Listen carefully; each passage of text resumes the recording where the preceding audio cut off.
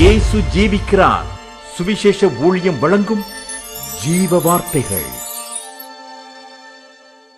கிறிஸ்துவுக்குள் பிரியமானவர்களே, ஆண்டவராகிய இயேசு கிறிஸ்து நாமத்தில் உங்களை யாவரையும் அன்போடு வாழ்த்து வரவேற்கிறோம்.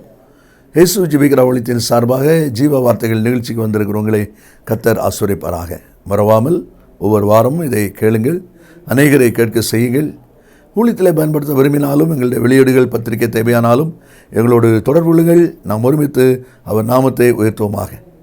அவர் தமது வசனத்தை அனுப்பி அவர்களை குணமாக்கி அழிவுக்கு தப்புவிக்கிறார் என்ற வார்த்தையின்படி விசுவாசத்தோடு ஏற்றுக்கொள்கிற ஒவ்வொருவருக்குள்ளும் அதிசயங்கள் நடக்கும் என்பதில் சந்தேகமே இல்லை. இந்த நாளில் கர்த்தர் நமக்கு தருகிற வார்த்தையை வாசிக்கிறேன், ஜெபத்துடன் கேளுங்கள். 1 ராஜாக்கள் 3ஆம் அதிகாரம்.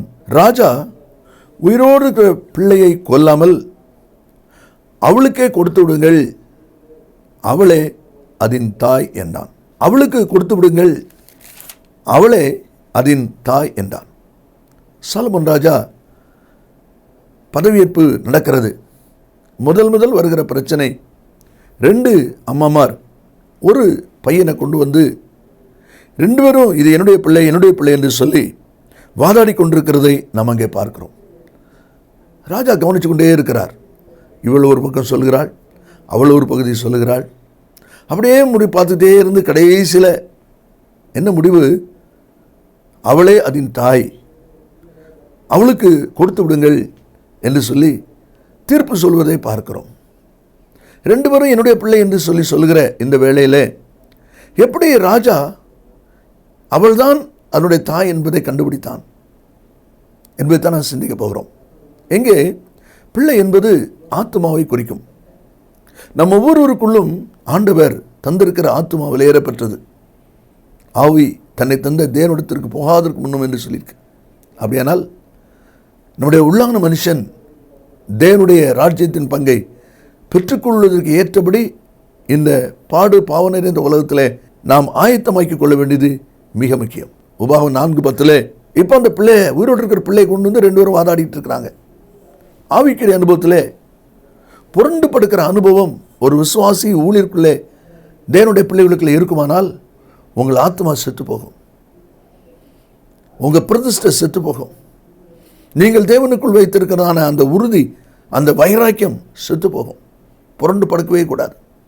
என்ன ஆனாலும் முன்வைத்த காலை பின் எடுக்காதபடி கர்த்தருக்கென்று தீவிரமாய் வைராக்கியமாய் நிற்கும்படி செயல்படும்படி நாம் அழைக்கப்படுகிறோம் என்பதை மறந்துவிடக்கூடாது. 2 பேதுரு 3ஆம் அதிகாரம் 16வது வசனத்தை நான் வாசிக்கும் போது, மற்ற வேத வாக்கியங்களை புரட்டுகிறது போல தங்களுக்கு கேடு வரத்தக்கதாக இவைகளை புரட்டினார்கள். வேத வாக்கியங்களை புரட்டுகிறது போல வசனம் புரட்டப்படுகிறது. யூதா 4ஆம் வசனத்திலே தேவனுடைய கிருபையை காம விகாரத்துக்கு ஏதுவாக புரட்டி தேவனுடைய கிருபை புரட்டப்படுகிறது. எதுவானாலும் சரி, வார்த்தை புரட்டினாலும் கிருபை தாழ்ந்து புரட்டப்பட்டாலும் உள்ளான் மனுஷன், ஆத்மீக மனுஷன் செத்து போவான். அதுதான் தேவனுடைய வார்த்தையில் நாம் வாசிக்கிறோம். இன்றைக்கி கர்த்தர் இந்த வார்த்தையில் நம்ம கொடுக்குற அனுபவம் என்ன? அந்த 2 பேரில் இவள் தான் அதன் தாய் என்று சொல்லி ராஜா தீர்ப்பு சொல்லி பிள்ளையை ஒரு சரீரத்தில் கொடுக்குறாரா? இது எப்படி? இன்றைக்கி நாம் நம்முடைய ஆத்மாவை எப்படி பாதுகாத்து கொண்டு வருகிறோம்? நம்முடைய ஆத்மா நம்மிடத்தில் ஒப்படைக்கப்படுமானால் அதை வளர்த்து வருகிற விஷயத்தில் நாம் எவ்விதமாக இருக்க வேண்டும்? இந்த தாய் எப்படி இருந்தால்? வேகமாய் சில காரியங்களை வசனத்தில் வாசித்து நான் ஜெபிப்போம். 21வது வசனத்தை கவனிங்கள். என் பிள்ளைக்கு பால் கொடுக்க காலமே நான் எழுந்திருந்தபோது அது செத்து கிடந்தது. இந்த தாய் அதிகாலையிலே பிள்ளைக்கு பால் கொடுக்கிற ஒரு அனுபவம் நிறைந்தவள். அகலெல்லாம் காலையிலே என்று சொல்லப்பட்டிருக்கு. காலை என்றால் அது பின்னாலே நம்ம வாசிக்கும் அந்த வசனத்தில் பொழுது விடிந்த பின் நான் அதை உற்று பார்க்கும்போதுன்னு சொல்கிறா. பொழுது விடிறதுங்க 6 மணி. அப்போ பால் கொடுத்தது 6 மணிக்கு முன்னால். விசுவாசிகள், தேவனுடைய பிள்ளைகள், உங்களுடைய ஆத்மாவை போஷிக்க வேண்டியது அதிகாலை வேளையில். விடிந்த பின்பு என்கிறது உங்கள் சொந்த கடமை, சொந்த வேலை, சொந்த அலுவல்கள் நீங்கள் ஆரம்பிக்கிறதுக்கு முன்னால் அதிகாலையில் எழுந்து ஜெபம் பண்ணி வாசித்து தியானித்து உங்கள் ஆத்மாவை நீங்கள் பலப்படுத்திக்கிடணும். ராஜா அவருடைய வார்த்தையை கவனிக்கிறார்.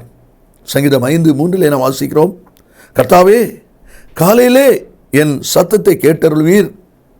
காலையிலே உமக்கு நேர வந்து ஆயத்தமாகி காத்திருப்பேன்னு சொல்கிறான். ஏசாயா 50:4 கர்த்தர் காலைதோறும் என்னை எழுப்புகிறார். இதெல்லாம் என்ன அனுபவங்கள்? விடுவதற்கு முன்பாக ஆத்மாவை போஷிக்க வேண்டும்.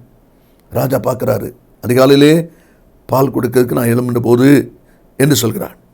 ரெண்டாவது அந்த வசனத்திலே நாம் வாசிக்கிறோம், பொழுது விடிந்தபின் நான் அதை உற்று பார்க்கும்போது. பொழுது விடிஞ்ச பிறகு செத்து கிடக்கிற குழந்தை உற்று பார்த்தானாம். அப்போ உற்று பார்க்கும்போது அது நான் பெற்ற பிள்ளை அல்ல என்பதை கண்டு கொண்டேன்னு சொல்கிறான். உற்று பார்க்கிற அனுபவம். உங்களுடைய ஆத்மாவை உற்று பார்க்குறீங்களா? அது போஷிக்கப்பட்டிருக்குதா?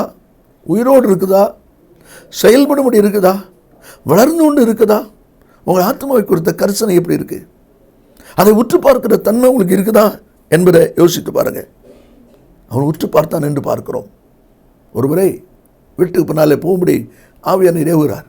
வீட்டுக்கு பின்னால் போனேன், தோட்டம், வேலி, அங்கே ஒரு பாம்பு சட்டை இருக்குது, அதை உற்று பாருங்கிறார். நான் சொன்னேன், ஆண்டவரே பாம்பு சட்டை நிறைய பார்த்துருக்குறேன். இல்லை உற்றுப்பார். நானும் போய் கிட்ட போய் இப்படி உற்று பார்க்குறேன். கர்த்தர் கேட்கிறார், இந்த பாம்பு தோல் உரிச்சிருக்கு, அதனுடைய விஷம் போயிட்டுதா? நல்லா யோசித்து பாருங்கள். இல்லை ஆண்டவரே, விஷம் போகலை, தோல் தான் கலத்திருக்கு. அப்போ கர்த்தர் சொல்கிறார், இன்றைக்கி அநேக விசுவாசிகள் தோல் உரிக்கப்பட்ட பாம்பாக இருக்கிறாங்க.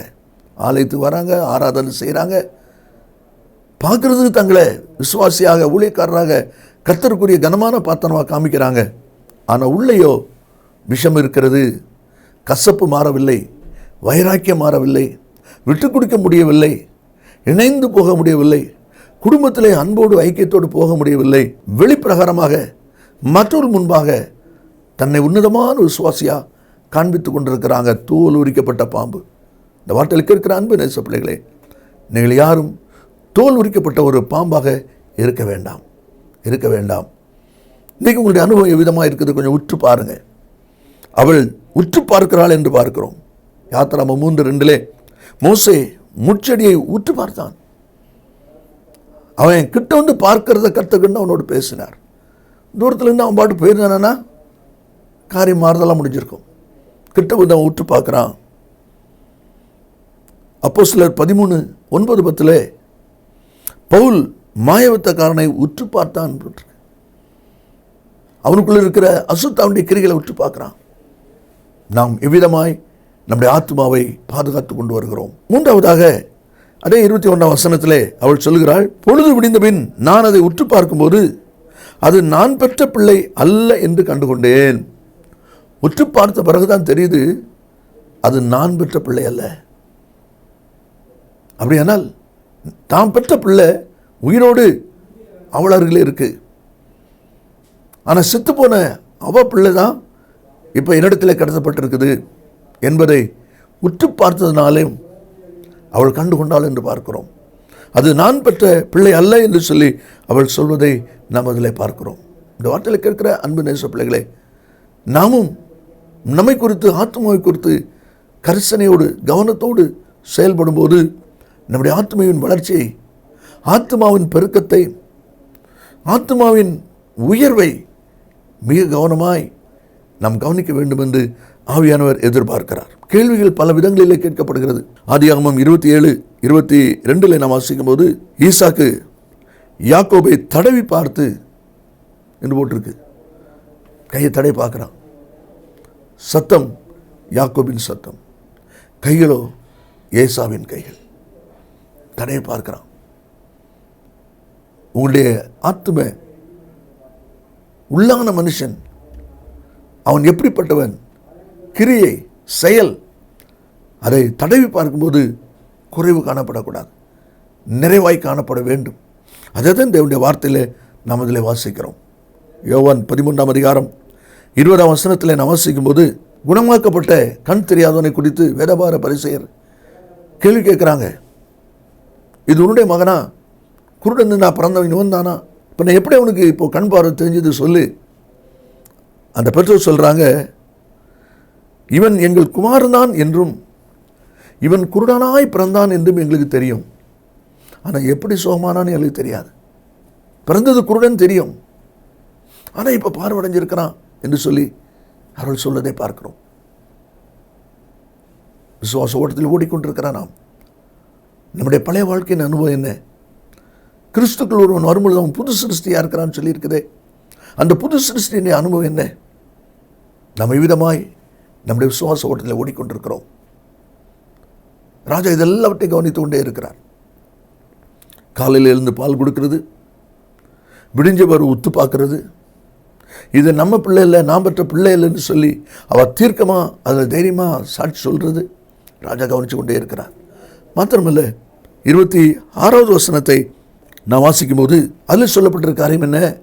ராஜா சொல்லுகிறார், ஒரு பட்டயத்தை கொண்டு வாருங்கள், 2ஆக வெட்டி ஆளுக்கு பாதி கொடுத்துருங்க. உண்மை தாய் சொல்லுகிறாள், உயிரோடு இருக்கிற பிள்ளையின் தாய் தன் பிள்ளைக்காக அவள் குடல் துடித்ததினால் ராஜாவை நோக்கி, ஐயோ என் ஆண்டவனே, உயிரோடு இருக்கிற பிள்ளை கொள்ள வேண்டாம், அதை அவளுக்கே கொடுத்து விடுங்க. ஏன் இந்த தாய் இப்படி சொல்லணும்?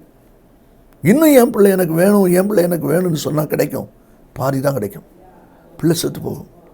அப்போ பிள்ளை சாகாமல் இருக்கிறது ஒரே ஒரு வழி தான் இருக்குது. என்ன வழி? நம்மகிட்ட இல்லாட்டாலும் பரவாயில்ல, அவகிட்டையாவது உயிரோடு இருந்துட்டு போட்டோம்.